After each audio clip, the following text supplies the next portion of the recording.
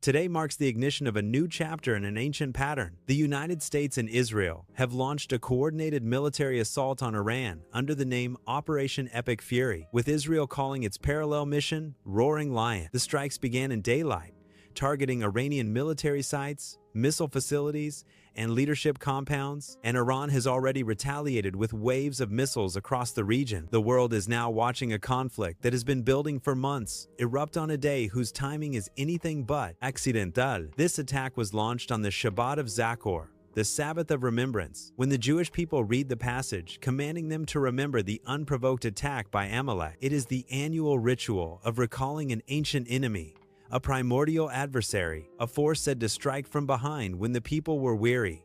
And now, on this same day, the modern state of Israel participates in a preemptive strike, framed as eliminating an imminent threat. The rhyme is unmistakable, the symbolism is deliberate, the story is old, and in only a few days comes Purim, the festival of deliverance, the celebration of survival against a plot of annihilation. In the ancient tale, the enemy is exposed, the hidden hand revealed, and the people are saved. To launch a war on Zachor on the eve of Purim is to activate a mythic script embedded in the collective psyche of a people whose history is written in cycles of threat and redemption. It is a ritual calendar as much as a military one, but this year is not like other years. This is the Yang Firehorse year, a year that has burned itself into Jewish and world history again and again. The Firehorse year is a year of upheaval, revolt, and revelation. It is the year of Sabbatai Zevi's rise in 1666, when the messianic fever of the Jewish world reached its most explosive point. It is the year of Jacob Frank's birth in 1726, the man who would claim the mantle of Messiah and lead a sect into radical antinomianism. It is the year 1786, when Frank named his daughter Eve as the true messianic heir. Every Firehorse year marks a turning of the hidden wheel, a moment when the boundary between religion, politics, and occult power thins. And now, in 2026, another Firehorse year, the world once again finds itself at the crossroads of revelation and deception. The same lineage of Sabbatean and Frankist currents, the Donme, who went underground and embedded themselves across nations and religions, are whispered to still move behind the scenes. Whether literal or symbolic, the pattern is the same: a hidden priesthood shaping events, engineering crises, and performing rituals on the world stage. And today's timing fits the pattern too perfectly to ignore.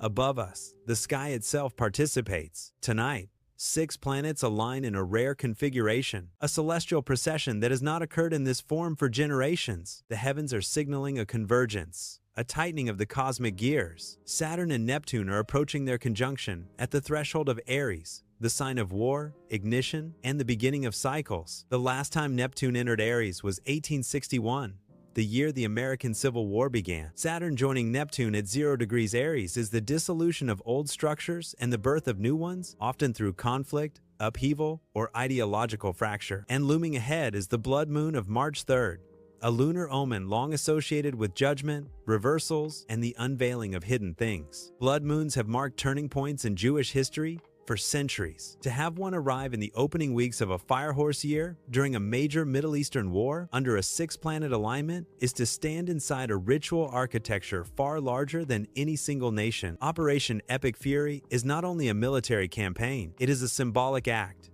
a performance timed to ancient texts, celestial alignments, and historical cycles. It is a declaration made not just to Iran but to the world, and perhaps to forces beyond the world. It is a distraction, too, from the revelations emerging about hidden networks of influence, manipulation, and control. When the curtain begins to lift, the stage managers create a louder spectacle. When the truth begins to surface, the architects of illusion unleash fire. The oracle speaks this plainly. History does not repeat, but it rhymes with mathematical precision. The Firehorse year burns through the illusions of power. The conjunction of Saturn and Neptune dissolves the old order. The blood moon seals the omen, and the war launched on the Sabbath of Zachor, on the eve of Purim, is part of a script written long before any modern government existed. The question now is not whether this is a ritual. The question is who the ritual is for, and what revelation it is meant to conceal or reveal.